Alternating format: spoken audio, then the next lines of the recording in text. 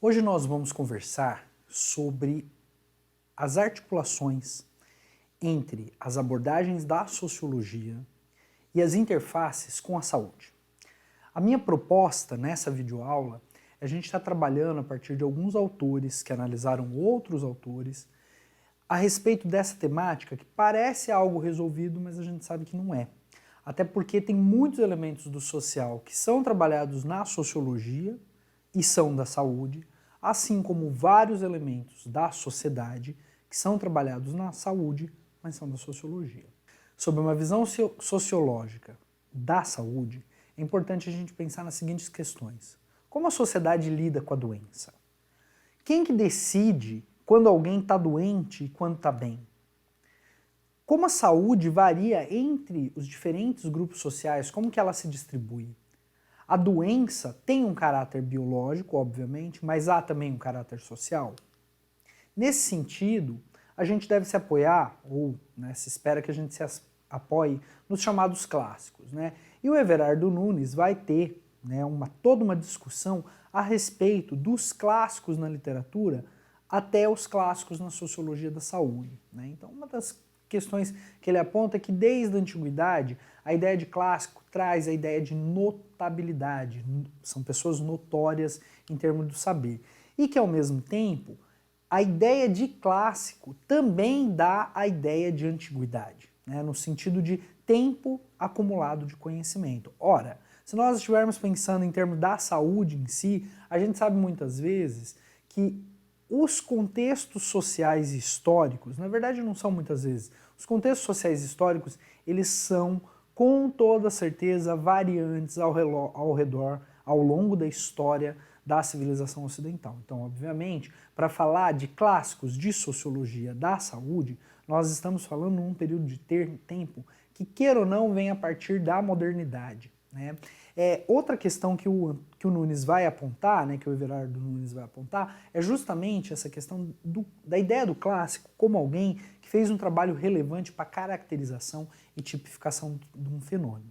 Ao mesmo tempo, os clássicos também dão a ideia identitária. Ele não utiliza esse termo nos textos, mas se a gente for pensar, cada área tem os seus clássicos que são como aqueles pensadores e aquelas questões mais típicas de determinada área. Então existe sim uma questão identitária. E óbvio, como Pierre Bourdieu vai apontar, a ciência é feita como um campo de batalha. Então cada um dos campos vai pensar os seus clássicos, vai pensar os seus aportes teóricos, muitas vezes em antagonismo com outros aportes teóricos e outros campos.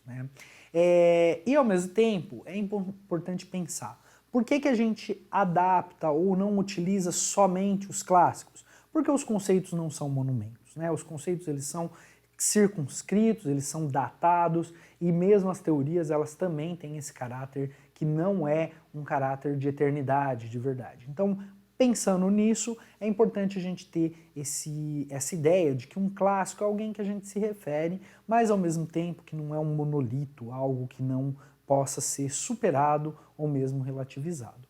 E aí, em termos da sociologia, quando a gente está falando de clássico, a gente está falando tanto dos pioneiros quanto as referências do pensamento. E aí é muito interessante a gente pensar que alguns dos clássicos da sociologia, assim como do pensamento social e da ciência em geral, eles são utilizados até hoje, nem que seja no sentido da refutação, de falar, olha, em tal época se pensava de determinada forma e hoje não. E quando a gente se refere a gente está usando essa pessoa como referência. Então, a ideia de clássico também é aquele trabalho, aquele tipo de pensamento que por muito tempo ou vai ser corroborado por outras pessoas ou vai ter tentativa de refutação.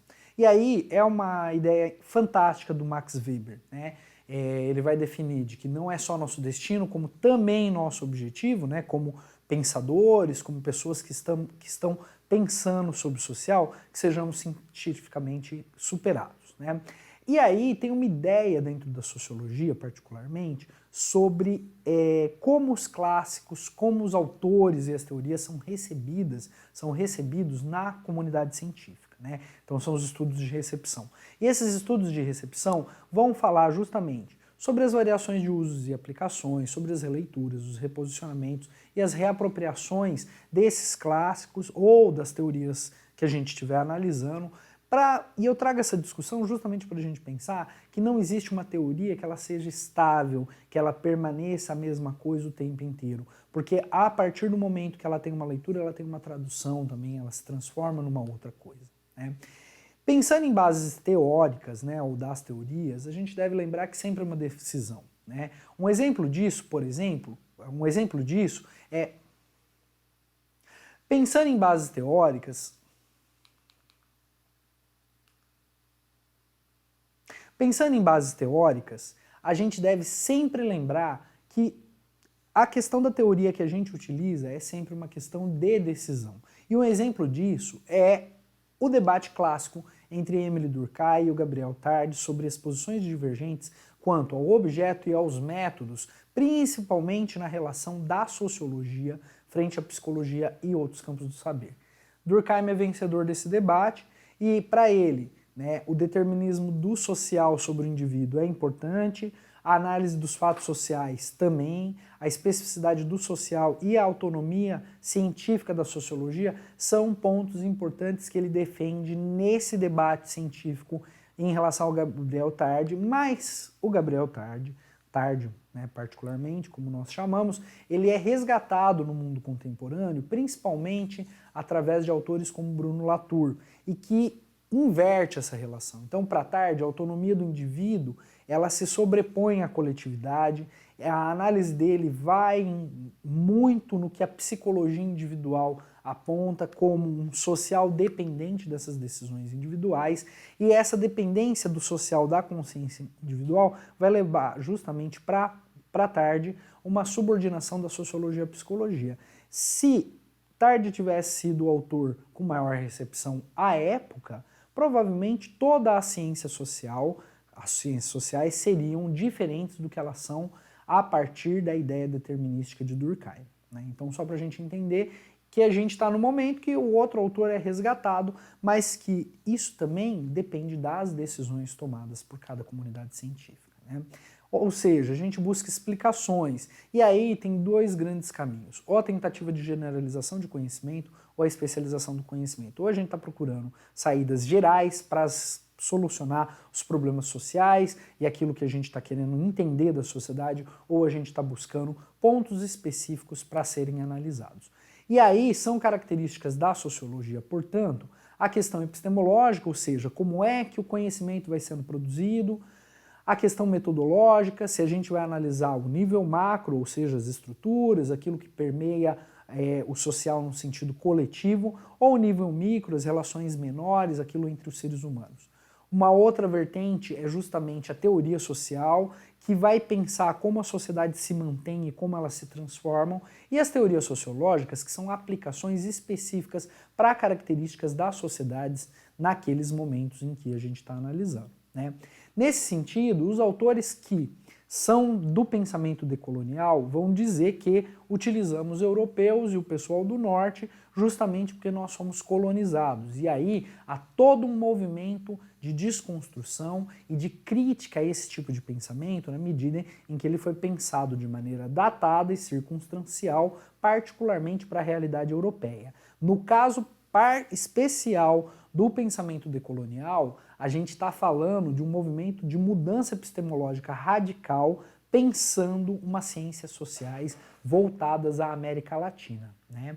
E aí quais são os princípios do pensamento decolonial? A crítica à concepção dominante de modernidade, porque ela vem do Ocidente europeu, as situações de opressão vivenciadas pela América Latina como consequência desse colonialismo, afinal de contas, muito do que a gente vivencia é explicado pela teoria social como um simples desdobramento do que acontecia na Europa, mas muito desse panorama é dependente diretamente da questão de todo o processo civilizatório e que vai ser justamente a questão da Europa dominando as Américas, né? O conceito de raça como um conceito importante e um instrumento de dominação europeu em relação à América Latina particularmente, e a superação da colonialidade do poder, a colonialidade do ser e a colonialidade do saber, produzindo ou tentando produzir saberes locais situados na América Latina.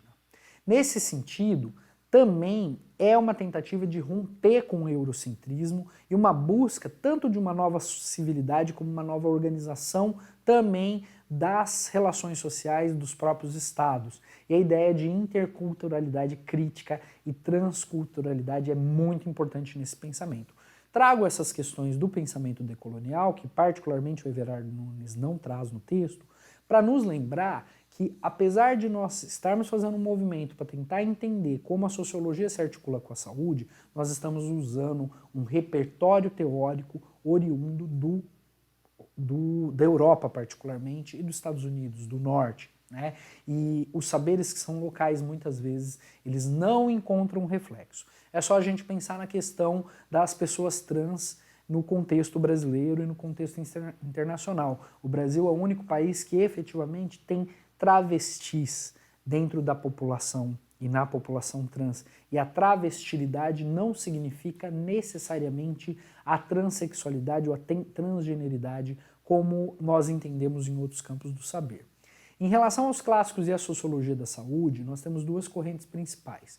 Uma corrente que tem recursos da sociologia e que explica o social na saúde, e uma corrente de teorias que tem como objeto a saúde e, a partir dela, explicam o social. Isso é importantíssimo a gente pensar, porque autores como Durkheim tangenciaram a questão da saúde, por exemplo, quando ele está falando das funções sociais e do suicídio. O próprio Parsons, o papel do doente, o papel do médico, o papel do profissional e a relação estabelecida ali, mas, ao mesmo tempo, não é um autor que se dedicou especificamente à saúde. Saúde é um dos campos, já que a investigação dele é algo maior do que o campo da saúde. Temos outros, como Goffman, que vai investigar a instituição total, os asilos, os manicômios, né, o estigma e outros processos que têm a ver com saúde, e outros ainda, como Michel Foucault, que apesar de todo o seu transcurso em vários campos, como o direito, por exemplo, ele vai tomar a saúde como algo central e vai escrever diversas considerações teóricas sobre a loucura, o nascimento da clínica, o nascimento da medicina social, os próprios conceitos de biopoder e biopolítica têm a ver diretamente com a ideia da medicina e da saúde em si, os racismos, né? E só lembrando que para Foucault, tanto a medicina quanto a sociologia caminham juntas a partir da mudança epistêmica relacionado ao tempo que nós vivemos, né? Nesse sentido, quando a gente pensa em temas, né, os temas são variados de articulação que podem ser vistos tanto pelo campo da sociologia, quanto pelo campo da sociologia da saúde, quanto pelo campo da saúde olhando a sociologia. Então, a própria medicina, as interações sociais e sociabilidade, como os grupos vão se protegendo e também se agredindo, as profissões da saúde e o profissionalismo, como as relações profissionais interferem na vida social e a vida social interfere nela, as relações médico-profissional, profissional ou médico-paciente, né, melhor dizendo, a questão das organizações e instituições dos serviços de saúde, e aí a possibilidade ou impossibilidade de acesso a esses serviços, a localidade, justamente são questões importantíssimas para se pensar, por exemplo, quem pode ou quem não pode, quem tem mais ou quem tem menos acesso à saúde. As desigualdades em saúde, no sentido inclusive da distribuição de doença e de acesso aos serviços, como falei anteriormente, padrões de saúde e doença entre os diversos grupos populacionais e as áreas geográficas, a questão de cultura e saúde, e economia da ou na saúde. Então, assim, são várias as abordagens possíveis. O Nelson Filipe Barros e o Rafael Silva estudaram uma aplicação dessa questão que nós discutimos hoje, que é justamente assim. Onde estão os cientistas sociais em relação à saúde coletiva? E eles vão defender que, claro, existe um ambiente acadêmico, mas eles não vão falar desse ambiente acadêmico, como, por exemplo, esse texto do Everardo Nunes traz, né? Eles vão falar de onde está o cientista social dentro do Sistema Único de Saúde. E aí, perguntando para os gestores, eles encontram algumas perspectivas negativas, que não sabem o que é um cientista social, que não tem importância em geral, que dirá para a saúde, que não tem importância porque o município que eles trabalham é pequeno ou nem souberam responder, né? Ao mesmo tempo, as percepções positivas, algumas são equivocadas, mas são positivas. Que ajuda, porque todo profissional ajuda, que é próximo ao serviço social, então faz mais ou menos o que um assistente social faz, e a compreensão, e aí sim, que é um profissional que garante a possibilidade de compreensão de problemas mais complexos. Em relação aos profissionais que foram consultados nesse trabalho, que estão no SUS, os profissionais das ciências sociais, a primeira questão que chama atenção é que você tem tanto licenciados, aqueles que se prepararam para dar aula de ciências sociais, de sociologia, de ciência política e de antropologia, como bacharéis, que são aqueles que são formados para fazer pesquisa, para entender o social numa outra perspectiva. E aí, um ponto importante é que esses profissionais apontam que saúde não é um objeto nos cursos de ciências sociais, como nós sabemos, né? E que o trabalho no SUS, para eles, aconteceu simplesmente por acaso. Eles desempenhavam outras funções e acabaram sendo direcionadas a esse trabalho, né? Eles têm um sentimento de peixe fora d'água e não é à toa, porque no fim, como os autores vão defender, nós temos 3 tipos de colonização dentro do campo da saúde coletiva que não vai permitir, na prática, a inserção das ciências sociais. Um é a cultura do especialista. Como é um paradigma biomédico, particularmente o profissional de saúde, o profissional médico é o central. Qualquer outro profissional que tenha outra leitura vai parecer que está descolado da ideia do que é um serviço de saúde. A cultura protocolar, burocrática, então a própria burocracia, ela funciona de um jeito que ela exclui outros saberes e uma racionalidade baseada em competências biomédicas. Com esses 3 pontos, dificilmente um cientista social teria o que fazer frente ao aparato constituído dos sistemas públicos de saúde no Brasil, né? E aí, como que as ciências sociais estão dentro do SUS, né? Em termos do campo da saúde, a gente deve pensar que é um campo que racionalidade médica não admite outras explicações concorrentes, então parece que tem um vedamento, uma invisibilidade de outros campos. Os profissionais das ciências sociais, eles não são oficialmente pertencentes às especialidades da saúde, lembrando que nós temos profissionais como o economista, o terapeuta ocupacional ou o próprio psicólogo, que não são efetivamente, ou assistente social também, que não são efetivamente da saúde, mas trabalham na saúde e estão incluídos, né? Então, o cientista social poderia também, dado as grandes articulações que existem em termos de temáticas, estarem entre esses profissionais, mas não estão, né, os cientistas sociais. Não foi também desenvolvido dentro das profissões de saúde um espaço cognitivo e de práticas para que o cientista social estivesse no SUS, né? O que dificulta e, ao mesmo tempo, as ciências sociais não se preocupam em discutir aprofundadamente o campo da saúde. E aí chega um panorama que o cientista da saúde que está no SUS, o cientista social, desculpa, que está no SUS, é um estranho, que ele nem se encontra na sociologia ou nas ciências sociais, porque é um campo desconsiderado, menos importante, e ao mesmo tempo, dentro da saúde, ele é o estranho que veio das ciências sociais, né? E aí fica a questão, né? Essa é uma fotografia do último dia de aula de uma turma que eu ministro Sociologia da Saúde, na odontologia da UFSC. É possível sim fazer o casamento e a articulação entre as áreas, mas não é algo naturalizado. E essa é a grande intenção desses momentos iniciais dessa discussão, da aula de hoje, para a gente pensar justamente se são campos articulados, porque tudo está na sociedade, como é que nós podemos fazer bons casamentos entre as ciências sociais, principalmente nos seus tripés, ciência política, sociologia e antropologia, e de outro lado, as diversas profissões da saúde e particularmente essa aplicação dentro daquilo que nos é mais caro, particularmente no Brasil, que é o Sistema Único de Saúde. Espero que essa aula tenha contribuído de alguma forma e que a gente continue discutindo mais e mais essas questões das articulações possíveis entre sociologia ou ciências sociais e saúde / saúde coletiva.